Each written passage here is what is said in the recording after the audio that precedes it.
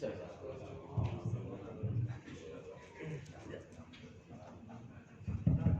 terima kasih Pak Ketua yang telah menyampaikan materi cukup menarik saya kira tadi interaktif diskusi kita.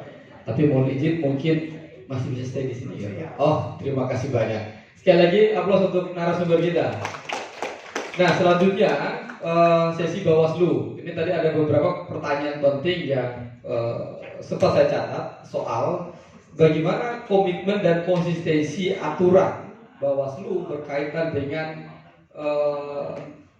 tata cara kampanye, tata cara pemasangan APK, ya, zonasi apakah dibatasi? Kalau dulu kan dibatasi, misalnya backdropnya itu baliho itu berapa kali berapa yang boleh dipasang di jalan mana kan begitu. Terus ternyata tadi Pak Ketua KPU juga menyampaikan bahwa keputusan soal pemasangan APK itu bukan keputusan independen yang KPU maupun Bawaslu, itu ada di pemerintah daerah yang nanti akan digodok dalam perwal ya. G. Itu saya kira monggo waktu dan kesempatan saya persilakan kepada Ketua Bawaslu. Assalamualaikum warahmatullahi wabarakatuh. Bismillahirrahmanirrahim. Alhamdulillahirobbilalamin. Sallallahu alaihi wasallam. Bapak Ibu, saya izin turun karena sudah naik di atas terus. Yang isi dulu naiknya. Baik, terima kasih Bapak Ibu. Kesempatan yang diberikan kepada saya khususnya, dan sebelumnya kami sampaikan permohonan maaf Ketua Bawaslu Pak Agus Rinanto tidak bisa hadir di tempat ini dan meminta saya untuk mewakili dalam kegiatan ini karena beliau keliling untuk memantau penempelan DPS di tempat umum. Dan tentunya diskusi sudah selesai karena teknisnya ada di KPU. Bawaslu itu hanya melaksanakan saja. Bagaimana cara kampanye itu nanti tunggu ke KPU. Apa yang boleh dan tidak boleh dalam masa kampanye itu nunggu perwal. Sehingga semuanya teknis di KPU. Ya, Bawaslu hanya menjalankan tugas. Sehingga kalau saya sosialisasi pada saat ini itu orang Jawa bilang podo kalau muyai segoro. Aturannya pancet. Jadi aturannya tetap yaitu Undang-Undang 7 tahun 2017.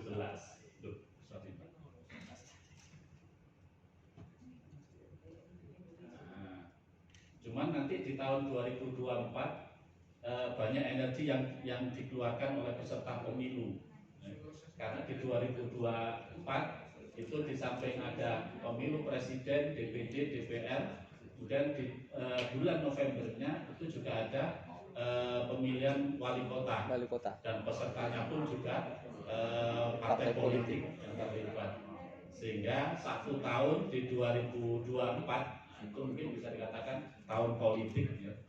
Bapak Ibu terfosil tenaganya, pikirannya, bahkan sampai mungkin anggarannya untuk bisa mensukseskan pemilu di tahun 2024. Kok salah terus?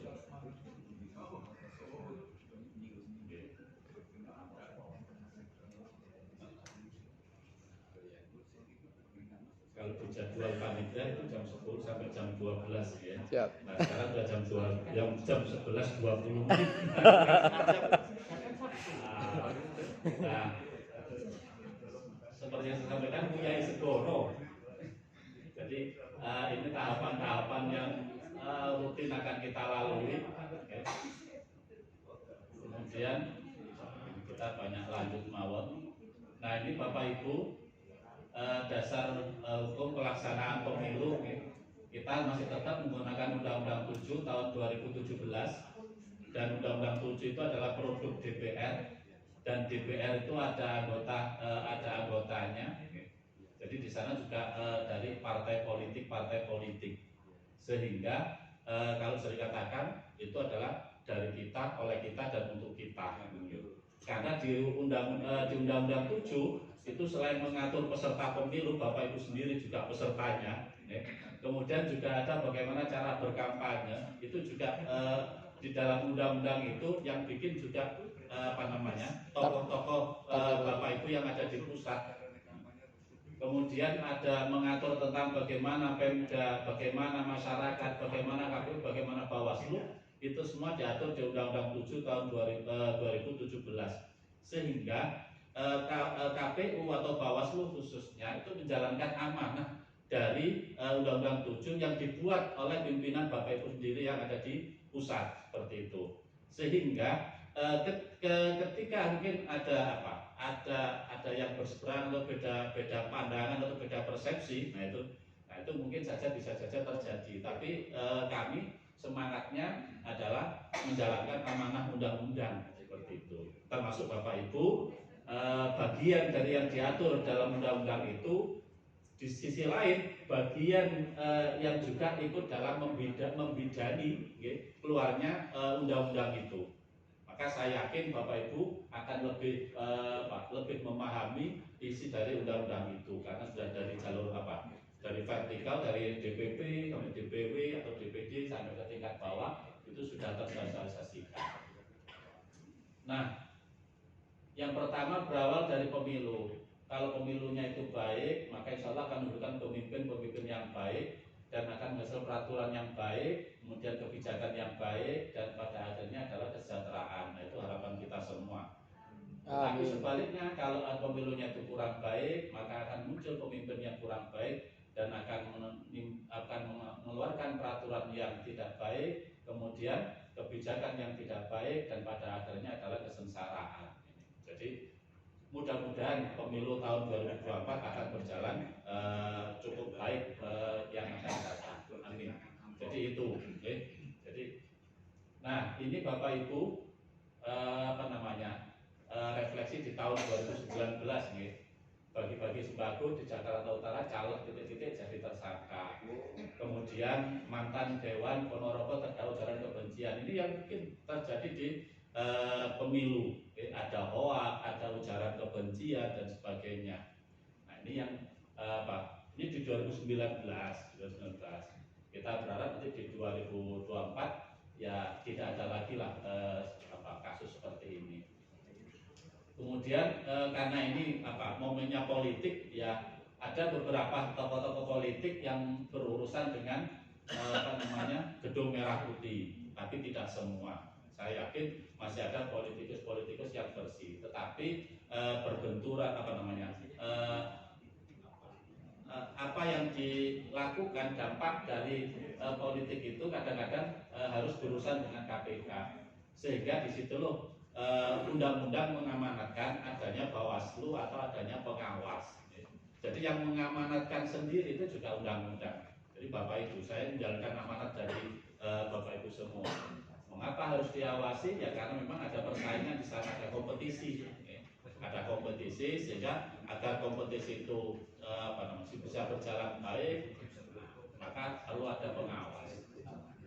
Nah, Bapak Ibu, Bawaslu Provinsi, Bawaslu Kabupaten Kota ini sekarang sudah sejak 5 tahun yang lalu itu sudah bersifat tetap, ya ini masa tugasnya 5 tahun. Jadi kami di Bawaslu Kota itu diambil sumpah atau dilantik pada Agustus 2018 dan masa tugas kami nanti itu sampai 14 Agustus 2023. Jadi di pertengahan itu nanti bisa jadi ada pergantian atau perekrutan anggota Bawaslu. Ini permanen. Tetapi kami juga ada punya badan ad hoc. Ada Panwaslu Cam, Panwaslu Kel, kemudian Panwaslu Luar Negeri, dan ada PTPS. Ini sifatnya ad hoc. Kami di Bawaslu kemarin juga menyampaikan surat kepada Bawaslu RI terkait dengan undang-undang keistimewaan dengan nomenklatur Panwaslu Tren gitu ya. Ternyata itu harus merubah undang-undang karena undang-undangnya itu masih Panwaslu Cam. Maka secara istilah kami tetap menggunakan panitia pengawas pemilu kecamatan, walaupun di kota itu sudah menjadi Kemantren. Tetapi dalam penyampaiannya itu kami boleh menyampaikan Panwas Kemantren Gondomanan, Panwas Kemantren Jetis dan sebagainya boleh. Tapi di dalam redaksi surat menyurat atau administrasi itu masih menggunakan Panwaslu Cam. Kemudian ada Panwaslu Kel, kemudian ada Panwaslu. Nah, ini jajaran kami Bapak Ibu Kota Yogyakarta Di tingkat kota itu ada 3 komisioner atau 3 personil pengawas. Di tingkat kecamatan itu ada 42 panwascam kami, karena di tiap-tiap kecamatan itu ada 3. Kemudian ada panwaskel kami itu 45, karena di tiap kelurahan itu ada 1. Kemudian personil PTPS pengawas tempat pemungutan suara itu 1373, ini di tahun 2019. Ini belum kami bentuk yang ini, yang 1000 ini.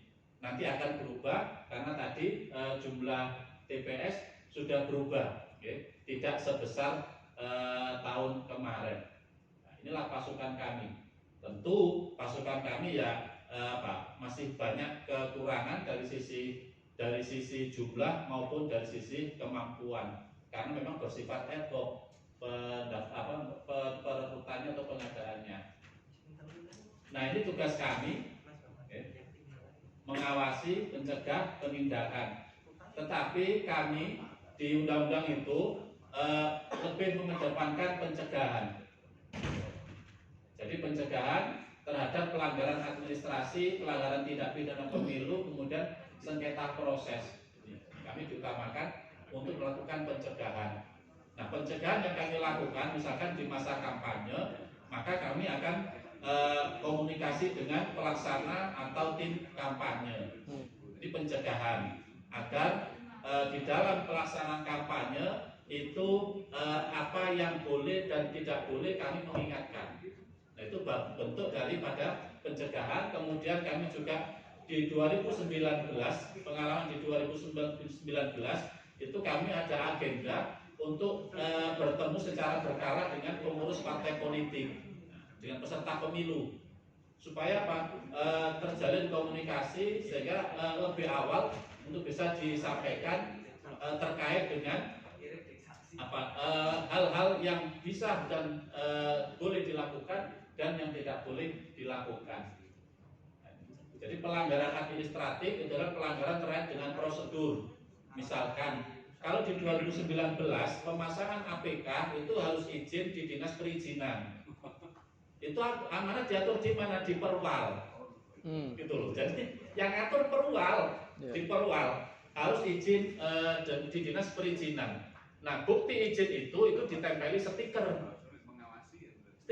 Maka di 2019 ketika kami keliling, itu yang kami cari adalah APK yang ada stikernya. Kalau nggak ada stikernya, berarti ini nggak izin, gitu. Nah, ternyata begitu kami komunikasi, kami lakukan pencegahan, ternyata ada kendala di 2019. Dinas perizinan itu kehabisan stiker yang jadi persoalan. Nah, jadi dinas perizinan kehabisan stiker. Maka kemarin tidak semua, kalau misalkan satu peserta itu mengajukan APK sebanyak 100 misalkan, nah itu hanya dikasih 5-10%. 10%-nya, dan sisanya, nah itu nggak ada. Nah, sehingga itu yang dihitung oleh jumlahnya. Jadi peserta ini mengajukan 50, nah, 50, kemudian mungkin dapat stiker 10, maka yang 40 tidak ada stikernya. Sehingga kami harus menghitung, kalau peserta ini lebih dari 50 yang dipasang, berarti ada lebihnya itu tidak berizin. Seperti itu kan, melalui teman-teman kami yang di kecamatan, kami hanya dapat semacam tembusan dari peserta pemilu yang menyampaikan, ini saya sudah mengajukan izin ke dinas perizinan sejumlah misalkan 50 yang tersebar di dapil atau tersebar di wilayah kota. Kalau tersebar di dapil, maka kita lihat di dapil itu apa betul jumlahnya 50. Kalau lebih dari 50 berarti lebihnya itu tidak berizin. Nah, yang lebihnya itu yang potensi melanggar administratif. Jadi kaitannya dengan APK itu pelanggaran administratif. Seperti itu. Kemudian tindak pidana pemilu itu terkait dengan hal-hal yang diatur dalam Undang-Undang 7 2017 kaitannya dengan pidana pemilu. Kalau tadi ada gambar itu di Jakarta Utara itu salah satu tindakan yang melanggar ketentuan pidana pemilu di Undang-Undang 7 2017. Nah, ketika terjadi pelanggaran ini, maka untuk mempersingkat waktu, maka dibentuklah Gakumdu, sentra Gakumdu, yaitu penegakan hukum terpadu yang terdiri Bawaslu, ada Kejaksaan dan ada Kepolisian. Kemudian Bawaslu itu juga sengketa proses, bukan sengketa hasil. Kalau sengketa hasil itu di MK, tapi kalau sengketa proses itu di Bawaslu. Misalkan ada peserta pemilu yang mungkin atas keputusan KPU kemudian dia hilang dari data seperti itu, gitu. Maka sengketa proses itu biasa disebabkan karena ada proses dalam pelaksanaan tahapan itu, apakah sengketa antar peserta atau sengketa peserta dengan penyelenggara dalam hal ini KPU. Nah, penindakan yang kami lakukan itu pelanggaran, ada pidana belum dan pelanggaran administratif. Nah, ini sengketanya. Jadi sengketa antar peserta dengan peserta, ya. Bisa jadi kalau yang kami simulasikan itu adalah berebut tempat pemasangan APK. Seperti itu. Jadi mungkin APK yang satu tertutupi dengan APK yang lain. Nah, itu bagian dari sengketa. Jadi, nah ini kalau tidak kalau ada APK menutupi APK yang lain dan APK yang menutupi itu kemudian dirusak, itu perusakan APK. Nah, kalau perusakan APK itu di undang-undang itu masuk pidana. Maka supaya tidak terjerat pidana, itu jadikan masuk dalam kategori sengketa antar peserta. Nah, itu lapornya ke Bawaslu atau penyelesaiannya ada di Bawaslu. Dan itu kami diberikan waktu 3 hari untuk segera bisa menyelesaikan. Sehari kalau bisa diselesaikan, selesai. Kalau tidak paling lama 3 hari harus sudah selesai, agar tidak terjadi tindak pidana. Karena kalau habis satu pasang di sini, karena di lain-lain sudah penuh, akhirnya pasang di depannya tertutup. Nah, yang ditutupi itu merasa tertutupi atau dihalang-halangi, akhirnya yang di depannya dirusak. Nah, itu beda masalah. Nah, itu sengketa proses. Kemudian ada sengketa peserta dengan penyelenggara. Mungkin ada yang ada kebijakan atau keputusan dari penyelenggara pemilu khususnya KPU, baik di keputusan maupun berita acara. Nah, itu ada yang dirugikan, maka itu masuk sengketa proses. Jadi penyelesaiannya ada di Bawaslu. Inilah yang menjadi tugas kami di Bawaslu. Sehingga karena Bapak Ibu adalah juga tokoh-tokoh yang kemarin ikut berkompetisi di 2019, sehingga materi saya hanya mengingatkan saja, refresh saja gitu. Karena semua tokoh-tokoh sudah oke. Sambil diskusi mungkin. Oh, monggo. Biar tidak ngantuk. Okay. Ini Pak, jadi masa kampanye itu kan nanti bulan November sampai tanggal 10 Februari 2028, 75 harian ya, kira-kira gitu. Secara definitif, maka petugas Panwaslu yang ada di wilayah itu kan nanti berdasarkan surat itu kan, masa tugas kampanye itu. Nah, tetapi bagaimana kegiatan-kegiatan yang sebelum itu kan sebenarnya tidak masuk dalam delik harusnya, kan gitu ya. Seperti contoh ketika kami reses gitu ya, reses tiba-tiba sudah ada Panwaslu yang datang gitu kan, dari Panwaslu. Ini kan sebenarnya nggak tepat. Kalau kita debat juga bisa aja, gitu. Tetapi kan ini nggak tepat Pak, gitu loh. Karena apa? Masa kampanye kan nanti November sampai 10 Februari gitu kan, serta delik hukumnya gitu kan. Sehingga sebelum kegiatan-kegiatan itu ya orang melakukan sosialisasi sah-sah saja kan gitu. Karena belum ada aturan yang mengatur gitu. Termasuk ketika kegiatan ya mungkin kalau di masjid itu mungkin kalau kita bicara partai politik tidak boleh. Tapi kalau kita bicara politik itu kan boleh. politik itu kan tidak partai politik kan gitu. Sehingga dari Bawaslu itu juga menyikapi hal semacam ini ya sesuai tupoksinya gitu. Itu yang pertama. Lalu yang kedua terkait APK gitu kan. Nah, terkait APK ini ya, kami harapkan ya karena masa kampanye itu pendek gitu kan. Maka apakah justru tidak perlu harus pakai izin gitu kan? Karena pakai izin juga sama aja kan, jeruk makan jeruk gitu kan. Ya, bayangkan kalau nanti satu partai itu ada 7 calon. Kali berapa partai, ya kan? Kali berapa satu kota, semua mengajukan izin. Jelas itu kan kewowokan. Daripada aturan itu tidak berjalan, mending APK itu ya usah pakai izin kan gitu. Ya kan? Selama diatur penempatannya, kerapiannya dan lain sebagainya gitu. Nah, saya kira hal-hal semacam ini perlu dicermati gitu loh, Pak. Ya. Jadi tidak mengeluarkan aturan yang aturannya itu sama aja jeruk makan jeruk kan gitu. Ya. Jadi dua hal ini konkretisan kami, Pak. Ya. Mudah-mudahan nanti ke depan lebih ada pencerahan dan lebih ada penyegaran. Matur nuwun, Pak. Oke, terima kasih. Monggo Pak Ustaz. Money politik. Abah. Izin dulu. Saya tambahkan Pak Muslimin. Kalau yang dimaksud dengan money politik itu bagaimana Pak? Oh, baik. Karena kan waktu reses ini bukan, ini kan saya nyambung Pak Cahyo.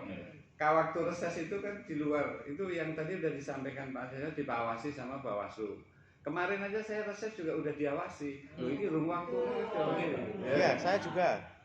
Ya. Kemudian Didatangi waktu reses itu di samping kita ngasih makanan yang sudah disediakan sama undang-undang untuk reses, itu kita kan nyangoninya untuk transport. Nah itu gimana itu Pak? Satu sih sangune Pak Mursan. Nggih. Sembah nuwun Bapak. Jadi untuk APK Bapak itu nanti mungkin bisa dicatat baik di KPU maupun Bawaslu, karena di Bawaslu itu kami hanya pelaksana dari peraturan itu, sehingga nanti mungkin PIC atau mungkin yang memotori untuk membuat perwal itu KPU mungkin kita. Nanti akan dari Biro Hukum Pemkot, nah seperti itu. Okay.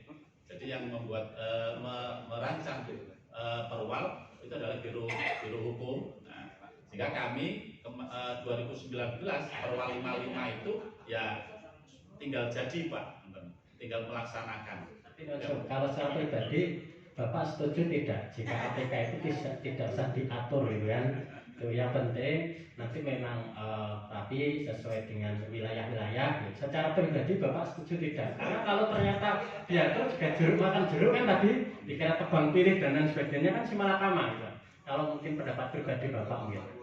Karena kami diundang bukan teman-teman pribadi, sehingga kami hanya pelaksana daripada regulasi yang ada, seperti itu. Kemudian yang kedua, untuk untuk reses nih, untuk reses, monggo Bapak Ibu kalau mau reses itu silakan reses.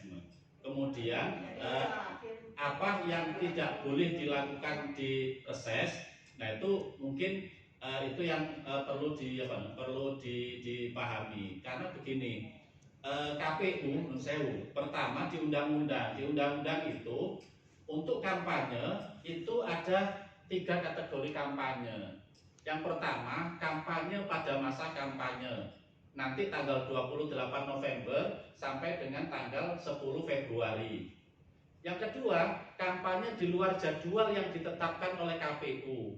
Itu adalah pada masa tahapan kampanye.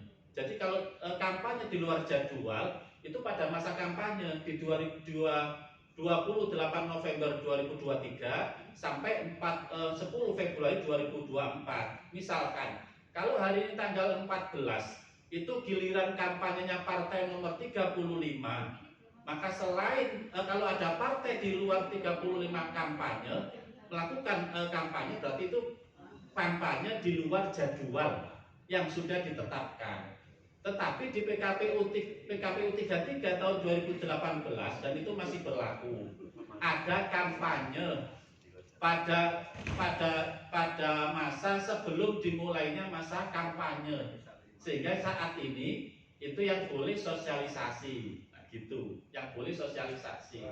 Nah maka ketika dalam masa sebelum November 28 November besok itu kesempatan peserta pemilu untuk melakukan namanya sosialisasi, nah, gitu, sehingga sosialisasi itu yang diperbolehkan. Maka ketika sosialisasi itu hanya menyampaikan, tidak melakukan ajakan, sehingga unsur-unsur kampanye dipastikan tidak terjadi. Maka ketika ada jajaran kami yang datang pada masa reses itu hanya menjaga jangan sampai Bapak Ibu yang reses itu gitu loh, sehingga menabrak ketentuan yang dibuat oleh KPU kampanye pada masa sebelum dimulainya tahapan kampanye. Di situ saja. Kalau Bapak Ibu misalkan non sewu, kalau memang di reses itu boleh bagi amplop, silahkan dibagi amplop. Kalau di reses itu boleh bagi makanan, silahkan dibagi makanan. Sepanjang itu regulasinya diatur, mungkin di perda atau di apa Pak yang monggo lah di itu. Nah itu silakan, sehingga kami kalau toh datang hanya memastikan bahwa Bapak Ibu seperti itu jangan sampai gitu loh, jangan sampai melakukan menabrak ketentuan yang sudah ada seperti itu. Oke, itu yang tuh. Kemudian Pak Muslim, oke. ini diskusi. Oke. Yang pertama gini, jenengan itu teman-teman Panwaslu. Dari namanya saja pengawas pemilu. Jenengan itu kan bekerja berdasarkan Undang-Undang 7 2017 yang tugas, kewajiban, kewenangannya sudah diatur. Nah kami itu kan bekerja berdasarkan Undang-Undang MD 3. Berangkatnya, konsiderannya sudah beda nih. Ini yang pertama. Yang kedua, kegiatan reses itu diatur dalam PP 12 2018. Bagian dari ketugasan kami ketika tidak ada masa sidang, kami diminta untuk turun ke masyarakat menjaring aspirasi. Menjaring aspirasi itu bisa banyaklah dinamikanya. Dan ketika teman-teman Panwas tadi mengatakan, jenengan tadi mengatakan ada 3 tahapan, kampanye di luar jadwal kampanye, kampanye ketika jadwal kampanye, dan kampanye di tahapan. Pertanyaannya, ketika reses yang dilakukan oleh teman-teman di bulan Januari Februari kemarin, siapa yang berani memastikan bahwa 40 anggota dewan ini adalah peserta pemilu? Ayo, ini tafsir. Karena yang harus dipahamkan kepada teman-teman di kecamatan, saya sepakat dengan Mas Cahyo dan Pak Fursan, ketika ini kita debatkan dengan teman-teman Panwas di kecamatan dan kelurahan, mereka begegek lah, kami diberi tugas. Pertanyaan saya, apakah Pak Muslim sebagai komisioner KPU, komisioner Panwas, berani memastikan bahwa 40 anggota dewan atau berapa yang ada di sini sebagai peserta pemilu? Kan nggak ada. Nah ini jenenge overlap yang kami maksud. Kehadiran teman-teman di situ berangkatnya berbeda. Beda cerita ketika reses itu dilakukan bulan Juli, taruhlah asumsi pendaftaran pemilu caleg atau calon calon sementara itu sudah dimunculkan, bisa jadi kami ini bagian dari dinamika pemilu. Tetapi kalau ini dilaksanakan kemarin reses kami di Januari Februari, kok diawasi? Itu yang overlap siapa kira-kira? Nah ini ben kita kerja, sing ngomong Diasan Dapil 5 dari PPP. Meng ora nyalek meneh. Nah, ini seperti ini Pak Muslim yang perlu kita pahamkan, karena teman-teman yang jadi gini Pak Muslim. Suasana yang muncul di wilayah itu seakan-akan mereka itu terus merasa lebih paham dari aturan tersebut. Jadi termasuk kemarin mungkin teman-teman juga mengalami, Mas iki arep reses ning kene wis koordinasi karo Panwaslu lho. Wah kok kaya ya malahan Panwaslu nih. Ini persepsi cara pandang aturannya saja berbeda. Makanya apa yang ditegaskan pertanyaan dari rekan-rekan ini mohon juga dijawab dan tersampaikan, karena ini bisa jadi nek iki kita berbicara pada konteks pemilu tetap dilaksanakan, nek mekanismenya diundur lagi, ini kan jadi seling suruh. Dan kenyataannya teman-teman di Amin toh Pak Dedi. Amin. Amin paling serius. Ini menjadi masalah dan mungkin muncul. Yang kedua, Pak. Kita itu kan sering dimintain bantuan untuk proposal dan lain sebagainya. Kemarin ada juga yang menegur beberapa teman-teman itu tidak boleh ada nama calegnya. Loh, sing ngomong nek Dwi Chandra Putra, Marwoto Hadi, Hasan Widakdo caleg iki sapa? Wong partai saja belum menugaskan kami kok apa meneh Panwaslu bisa melebihi kewenangan yang dilalui. Nah, ini seperti ini harapan kami menjadi catatan penting Pak dan mohon direspon agar pembicaranya tidak melebar tentang tahapan pemilu. Kita belum masuk ke tahapan sana kok. Wong Pak Hidayat saja baru mau bintek besok nek sido pemilu kan gitu. Nek ra sido ya ora ngerti. Saya kira itu matur nuwun Pak Muslimin. Siap. Baik, jadi catatan Pak Chandra untuk yang urusan terkait dengan money politik ya. Jadi money politik kalau yang di Undang-Undang 7 itu jelas uang atau dalam bentuk lainnya seperti itu. Nah, bedanya antara money politik dengan biaya politik dengan bahan kampanye. Jadi kalau bahan kampanye, maka bahan kampanye itu adalah benda yang bisa bisa untuk menyampaikan pesan kepada masyarakat. Itu bahan kampanye. Kalau di Undang-Undang 7 itu misalkan contoh buku tulis itu bisa bahan kampanye, kemudian kaos itu bahan kampanye, sehingga media yang stiker, kartu nama itu bahan kampanye, sehingga bisa dijadikan penyampai pesan. Itu bahan, cara umum bahan kampanye itu.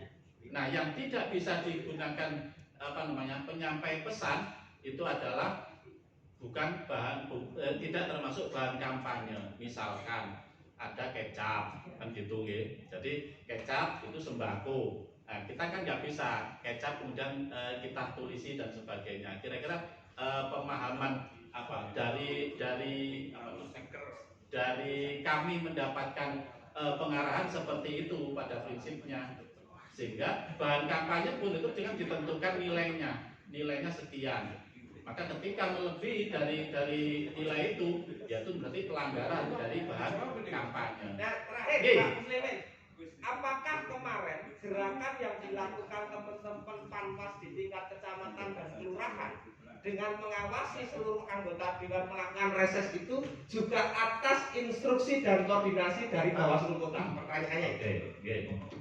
Baik, sekarang masuk ke Pak Chandra. Kenapa kami harus datang di tempat? Sebelumnya mohon maaf kalau ada sikap dari jajaran kami yang kurang berkenan. Mungkin seperti yang Pak Chandra, apakah betul ada jajaran kami yang menanyakan wis koordinasian aku kok durung, nah seperti itu. Kalau memang ada seperti itu kami mohon maaf. Nah, kenapa reses hari ini itu kami datangi? Karena walaupun Bapak Ibu menjadi anggota dewan atau belum jadi caleg, tetapi dalam diri Bapak Ibu itu masih melekat ada yang namanya lembaganya. Jadi peserta pemilu sudah ditetapkan. Nah, seperti itu. Jadi itu yang kami yang kami maksud. Nah, di situ loh Bapak Ibu bisa jadi di sana membawa atas nama peserta pemilu. Okay. Jadi di situ Pak pemahaman kami. Jadi bukan karena Pak Chandranya, tapi Pak Chandra itu bagian dari peserta pemilu.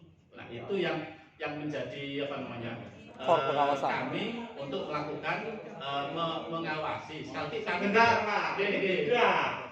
Yang jadi peserta pemilu partai politik. Betul. Yang reses itu bukan partai politik.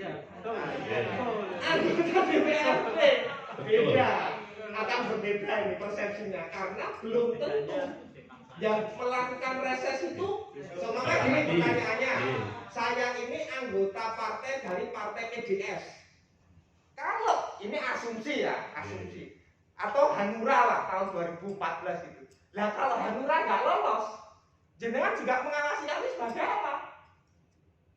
Ini kan tafsir jenengan sebagai komisioner. Padahal yang namanya hukum itu tidak boleh ditafsirkan atas kehendak kita masing-masing. Itu yang membuat chaos kan gitu, Pak.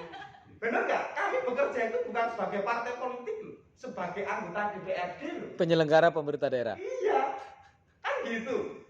Benar nggak? Dari partai apa? Nah, mungkin di sini persepsinya mungkin sama Pak. Jadi kami turun tuh itu karena Coba. sudah melekat pada diri anggota DPRD itu paling tidak pada saat ini seperti itu. Perkara nanti mau daftar lagi atau mau pindah partai itu nunggu mungkin di akhir bulan inilah daftar atau tidaknya. Tetapi pada saat ini itu melekat pada diri Bapak Ibu itu adalah peserta pemilu, ya ini partai politik. Nah, karena partai politiknya ini loh. Jadi itu semangat kami di dalam hanya mengawasi Bapak seperti itu, sehingga hal-hal yang bisa dan boleh dilakukan sehingga kami tidak Diskusi lagi Pak Muslim. Komisioner Bawaslu Pusat baru saja membuat keputusan kasus yang ada di Jawa Timur itu mengatakan tidak dianggap money politik karena belum masuk masa kampanye. Statement jenengan dengan apa yang menjadi keputusan pusat itu kontradiktif loh.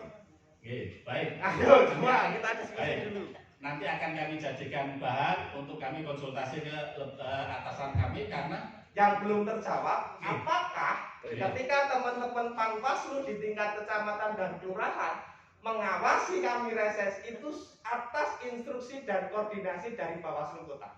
iya Pak. Oh ya, berarti jadi Karena kami dapat arah dari atas, sehingga di masa seperti itu. Jadi sehingga kami, tapi kalau tadi minta koordinasi tidak Pak. Jadi kalau teman-teman mengetahui ada reses, silakan didatangi seperti itu. Sehingga di sana teman-teman tidak berwenang untuk menghentikan. Seperti itu. Jadi kami tidak berwenang menghentikan reses Bapak Ibu karena pelanggaran kampanye misalkan. Seperti itu. Tetapi kami hanya mendampingi, membuat laporan atau membuat catatan, misalkan kami mendatangi resesnya Bapak ini dari partai ini atau dari komisi ini. Nah itu saja apa yang didapatkan, laporan yang didapatkan dari menghadiri atau mengawasi kegiatan reses itu. Sehingga beda Pak, ketika pada saat kampanye kemudian terjadi pelanggaran, nah kami melakukan pencegahan dan penindakan. Tapi kalau masa ini kami tidak berwenang. Itu yang saya maksud, kami hanya datang dan di situ memastikan apa yang boleh dan tidak boleh, karena memang mungkin karena berangkat dari dua regulasi yang berbeda. Nah, kami berangkat dari Undang-Undang 7 2017 dan di situ ada turunannya. Salah satunya adalah peraturan KPU yang kami jadikan acuan. Sementara dari pihak DPR itu Undang-Undang MD3, sehingga mungkin di sana ada persepsi atau tafsir yang juga tidak sama. Kira-kira seperti itu loh Pak. Terakhir Pak. Ketika saya dulu masih jadi ketua komisi A, ini ada yang lucu. Statement salah satu komisioner Bawaslu mengatakan, dulu saya sampaikan ke Pak Dayat, KPU itu setelah kami dilantik dan ditetapkan di alat kelengkapan langsung berkoordinasi. Ini juga menjadi persepsi yang buruk waktu itu, tapi Bawaslu itu belum pernah koordinasi dengan kami. Padahal ternyata salah satu waktu itu ketika masih ngontrak, Bawaslu masih ngontrak, belum punya kantor kota, itu juga minta bantuan hibah anggaran dari APBD kota. Statement yang muncul adalah kami tidak berani komunikasi dengan teman-teman di DPRD karena dikira nanti kami berpihak. Persepsi-persepsi seperti ini loh yang muncul sehingga malah menimbulkan kecurigaan. Lah kami itu kan duduk di sini bukan sebagai lembaga partai politik toh, tetapi sebagai lembaga penyelenggara negara, unsur pemerintah daerah sesuai Undang-Undang 23 2014. Kalau persepsi seperti itu saja terbawa di komisioner Bawaslu, akhirnya sekarang kasus reses ini juga muncul. Nah ini yang menjadi sering terjadi kesalahpahaman. Matur nuwun tidak perlu ditanggapi, ini catatan saja dan masukan. Mohon maaf lahir dan batin. Nah, ya aku diawasi terus bro. Baik, ini dari catatan bagi lembaga kami akan jadi bahan diskusi dalam dalam masa berikutnya.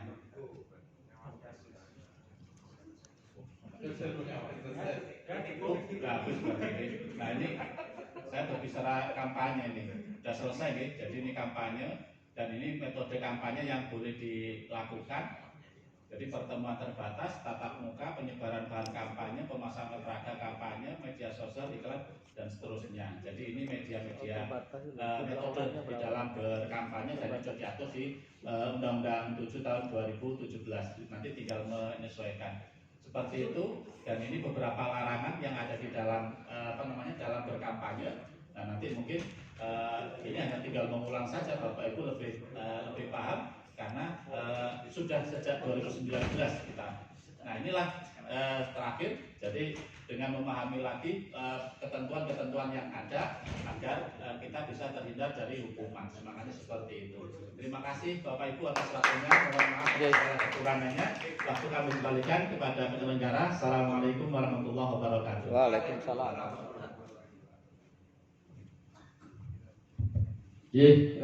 Baik Bapak Ibu semua narasumber, kita masih punya waktu 5 menit. Ya, sebenarnya masih ada beberapa pertanyaan tadi itu soal apa yang disampaikan Bawaslu, misalnya definisi kampanye terbatas, jumlah orangnya, kemudian pemanfaatan ruang, tempat dan lain-lain. Itu juga menjadi hal-hal yang perlu dipertegas nanti ketika baik di PKPU-nya ya ataupun peraturan-peraturan turunan, sehingga ke depan proses penyelenggaraan pemilu ini baik peserta maupun penyelenggara seperti asasnya ya luber tadi itu ya, langsung umum, bebas dan rahasia. Artinya tidak ada ketegangan antara peserta dengan penyelenggara. Ya seperti Mas Chandra tadi mungkin merasa tegang gitu ya, karena mungkin ada tafsir yang berbeda kalau istilahnya tadi itu soal memahami aturan, menjalankan aturan.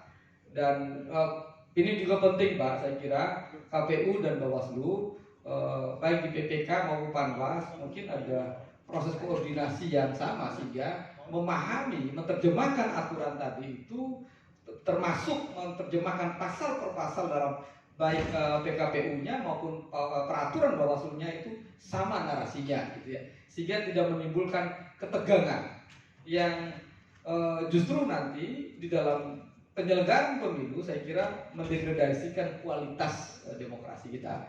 Saya kira itu Bapak Ibu sekalian. Mungkin Pak Ketua ada close statement.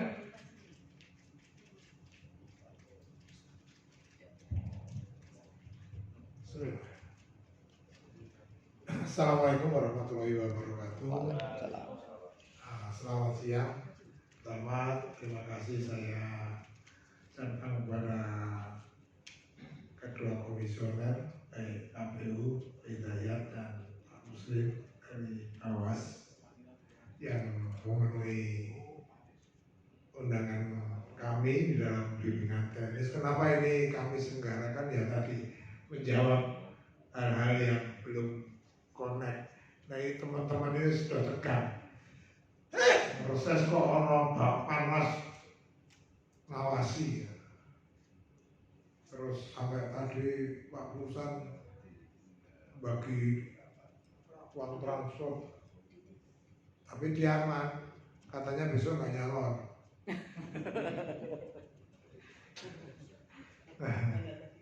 Nah ini jadi tercerahkan paling tidak, di mana kita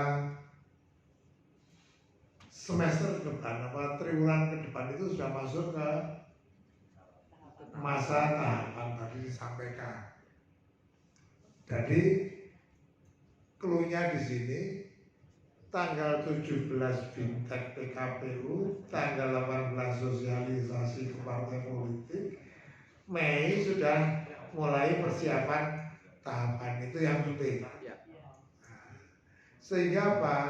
Agenda DPRD untuk tahun 23 ini persiapan menyesuaikan dengan tahapan tadi. Jadi diskusi ini kan mempertajam, tadi saya ikuti kan mempertajam, oh dikiranya wis mulai masuk tahapan, tetapi tetap ada koridor. Ya ingat, diskusi kita hari ini kan nanti dinyatakan sebagai fatwa kan repot. Katanya waktu Bintek katakan ya padahal Mei besok sudah mulai tahapan pengusulan. Nah, ini tahapan aja masih pengusulan nama calon sementara. Kan Mei masuk, nanti ada verifikasi dan lain sebagainya sampai bulan apa Mas? Sampai Juni ya. Juni itu perbaikan kan, biasanya perbaikan. Terus DCT itu bulan November atau Oktober? November. Nah ini kan prosesnya masih banyak sekali dan tidak tahu kita mengalami apa. Tadi muncul juga partai politik yang boleh mengusulkan siapa toh. Ini saya cerita sedikit pengalaman. Pernah ada partai politik mendaftarkan 2 calon yang berbeda. Nah, KPU kan bingung, sing sah sing ndi. Akhirnya diverifikasi lagi, memenuhi kriteria sebagai partai tingkatan kota atau tidak. Nah, itu kira-kira gambarannya. Kenapa harus memenuhi verifikasi 30% perempuan kepengurusannya itu sudah dinyatakan di dalam undang-undang. Nah, dengan koridor itu maka kita sama-sama kembali kepada koridornya undang-undang pemilu dan undang-undang pengawasan pemilu. Yang untuk bahan diskusi barangkali nanti ada perkembangan yang terjadi di masa sebelum kampanye. Nah ini kita dari awal ya agak terlambat, mohon maaf. Wis melek banget waktunya, besok itu sosialisasi Bintek PKPU, nanti terus insan, tapi paling tidak teman-teman DPRD sudah tidak lagi debat. Kenapa Bawaslu ora teko nang DPRD ya sing kuwasa jenengan kok ya badhe diundang kan ngoten. Bawaslu itu bisa dipanggil sebagai kemitraan.